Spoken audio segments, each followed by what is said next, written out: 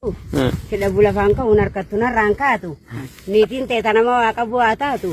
Orun te hada burana na ba tu abban bidena ka be ilman ke mata razia dumina abba tu jejiman. Hayye. Adi ka misala tu sarkan dukal bin to gutu sila bukal bin to dutu waya hojja inje. Hayye. Khaira ayu halo san shan aljaba dan tajien. Hayye. Adi ka haro re sarkan dul ken to sindo sila buji to burre ya tumbo. Haje injera rada. Hayye. Yole na manta na la fakanan ta di maharar. Haya. Nabusi siya tita abba ka sarte. Kakita kang kabdu ida marte amat to ko ganyan kinkin at dayafte. China ite to kuli akafte. Hayye. Asyena ta nang buat tagara na.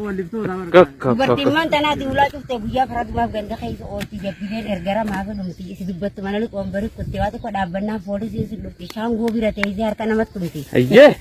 Ani mirgang ka bete akka fete bulti may rikiyat tori wara kana tili ombari jima hat erarte mata na maluluti no ay dan denyu sanyin na makoti. Hayye.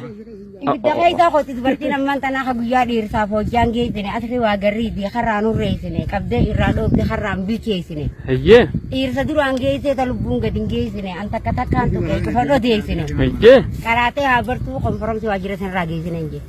Oh. Ganna jalti isani ga bona mana rai ne gara ko tanan na jira isani barom sadaka. Bakayu jara me mani barom sati awwalala guddade ilman na baratani agam si darare karre rangasare mana barom sa motumma nu jare. Hayye. Fuda bi hermalle barom satu chale.